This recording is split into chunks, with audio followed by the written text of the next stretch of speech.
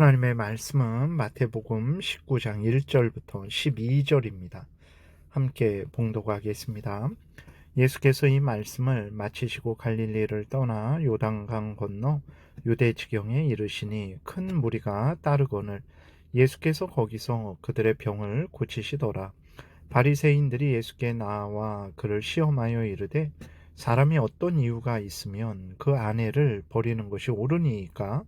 예수께서 대답하여 이르시되 사람을 지으시니가 본래 그들을 남자와 여자로 지으시고 말씀하시기를 그러므로 사람이 그 부모를 떠나서 아내에게 합하여 그 둘이 한 몸이 될지니라 하신 것을 읽지 못하였느냐.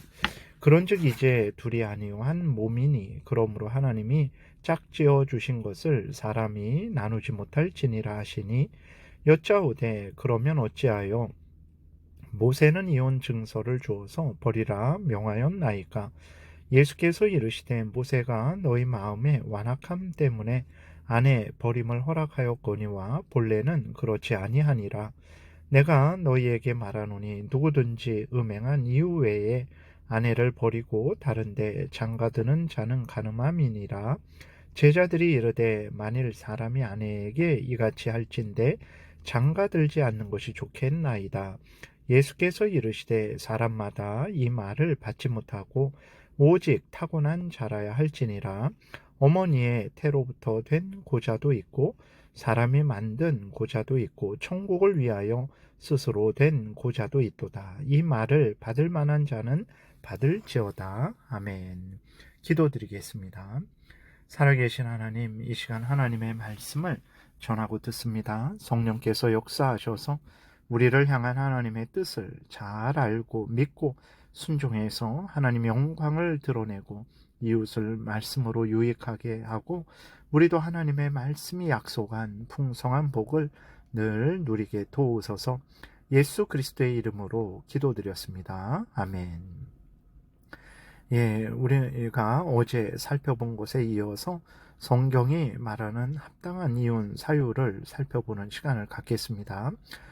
성경은 이제 이혼을 할 수 있는 경우에 대해서 두 가지를 말하고 있어요. 첫 번째로는 간음이고 두 번째로는 유기입니다. 그러니까 결혼 언약을 깨트리고 상대방을 버려버리는 거죠. 그 유기에는 여러 종류가 있는데 이제 살펴보는 시간을 갖겠습니다. 첫 번째로 성경이 말하는 합당한 이혼 사유는 배우자가 간음했을 때 순결한 쪽에서 이혼을 할 수 있습니다. 오늘 본문에서도 9절에 보면 누구든지 음행한 이유 외에 아내를 버리고 다른데 장가드는 자는 간음함이니라 이렇게 말씀을 하셨죠. 그래서 음행을 상대 배우자가 했을 때 순결한 쪽에서 이혼을 요구할 수 있는 거예요. 그러나 무조건적으로 간음했다고 반드시 이혼해야 되는 것은 아닙니다. 그를 용서하고 얼마든지 같이 살 수 있는 거예요. 특별히 범죄한 쪽에서 진정으로 회개하고 용서를 빌면 받아줘야 됩니다. 그렇게 진정으로 회개하고 용서를 비는 데에도 그것을 받아주지 않는다면 그 사람이 또 잘못을 범하는 것이죠. 그리고 두 번째로는 합당한 이혼 사유가 유기했을 때, 그러니까 고의적이고 지속적으로 결혼 언약을 깨트리고 지키지 않을 때 이혼할 수 있는 거죠. 고린도전서 7장에 보게 되면 이제 그러한 예가 나오는데 믿지 않는 사람들이 이제 결혼을 했어요. 근데 후에 전도를 받고 남편이나 아내나 한쪽이 예수 그리스도를 믿게 되었습니다. 그런데 믿지 않는 남편이나 아내가 믿는 남편이나 아내에게 이제 신앙을 이유로 해서 이혼을 요구하는 거예요. 그럴 때에는 이혼을 이제 허락할 수 있는 거죠.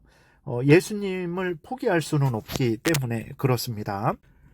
고린도전서 7장 15절에 보게 되면 이렇게 기록이 되어 있어요. 혹 믿지 아니하는 자가 갈리거든 갈리게 하라. 형제나 자매나 이런 일에 구애될 것이 없느니라. 그러나 하나님은 화평 중에서 너희를 부르셨느니라. 이렇게 기록이 되어 있습니다. 그러니까 믿지 않는 자가 신앙을 가진 배우자에게 이혼을 요구할 때에는 그 믿지 않는 자를 잃어버리지 않기 위해서 하나님을 잃어버릴 수는 없는 것이죠. 그렇기 때문에 그러한 경우에는 이제 이혼이 가능한 거예요. 그러나 그렇다고 해서 무조건 이혼해야 되냐? 그러지 않습니다. 고린도전서 7장 15절 끝부분에도 하나님은 화평 중에서 너희를 부르셨느니라. 아내된 자여 내가 남편을 구원할는지 어찌 알 수 있으며 남편 된 자여 내가 아내를 구원할는지 어찌 알 수 있으리요? 라고 이렇게 기록이 되어 있어요. 그러니까 정말 믿지 않는 자가 그렇게 이혼을 요구한다고 해서 옳다구나 그렇게 이혼할 것이 아니고 최대한 그 믿지 않는 자를 설득하고 또 그를 위해 기도하고 하나님께서 그에게 은혜를 베풀어 주셔서 구원해 주시기를 위해서 간절히 바라는 것이 그리스도인의 마땅한 그러한 마음과 태도입니다. 그리고 믿는 자가 먼저 믿지 않는 자를 향해서 이혼을 요구할 수는 없다라는 것도 우리가 분명히 생각을 해야 되는 것입니다. 그리고 상대방을 버리는 것 중에 하나가 이제 지속적으로 생명에 위협을 가하는 폭력을 행하는 일들, 그러한 것도 결혼 언약을 깨는 거죠. 서로 아플 때나 건강할 때나 슬플 때나 기쁠 때나 사랑하며 위하여 살겠다고 언약을 맺어놓고 그 상대방의 생명을 위협할 정도로 그렇게 폭력을 휘두르는 것은 그것은 결혼 언약을 깨트리는 것이고 그 사람의 생명에 위협을 가하는 일이기 때문에 그러한 경우에 이혼이 가능할 수 있는 거죠. 그리고 또 하나로서는 이제 배우자로서의 역할을 하지 않는 일들 중에 하나가 이제 서로 한 몸이 되는 일인데 아주 고의적이고 악의적이고 지속적으로 그렇게 배우자끼리 부부가 하나가 되는 일을 거절하는 그러한 부분도 깊이 생각해 볼 수 있습니다. 그 다음에 또 배우자가 경제 활동을 전혀 하지 않음으로 인해서 가족들의 생계가 위협을 받을 때 그때에도 이혼을 고려할 수 있는 거죠. 그러나 조심해야 될 것은 이제 남편이나 아내가 병으로 아플 수 있어요. 그래서 일을 못할 수 있습니다. 병으로 아파서 일을 못하는 것 때문에 이혼할 수는 없다라는 것을 분명히 우리가 알아야 되는 것입니다. 여기에서 말하는 것은 정말 일할 수 있는데도 일하지 않음으로 인해서 가족들에게 심각한 생계에 위협을 주는 그러한 경우에 대해서 말을 하는 것이고, 그리고 또 오늘날에는 이제 여자들이나 남자들이나 이렇게 남편이 아파서 힘들고 어렵고 또 일을 안 할지라도 아내가 나가서 일을 하면서 최저 생계비를 벌 수 있는 거죠. 그렇기 때문에 어떤 가정의 생계 때문에 무조건적으로 그것을 이유로 해서 무조건적으로 이혼하는 것은 결코 아닙니다. 그리고 그렇기 때문에 이제 이혼 결정은 개인적으로 혼자 독단적으로 해서는 결코 안 되죠. 반드시 교회와 함께 당회와 함께 결정을 해야 되는 것입니다. 결혼할 때에도 당회의 허락을 받아서 결혼을 했잖아요. 당연히 이혼할 때에도 당회와 함께 해야 되는 거예요.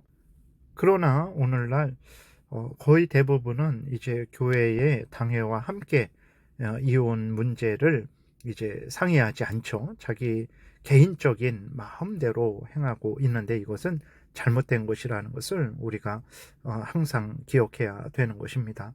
여러분, 국가에서도 결혼하는 데 있어서 제약이 있어요. 예를 들어서 뭐 국제 결혼을 하기 위해서는 소득이 얼마 이상 돼야 됩니다.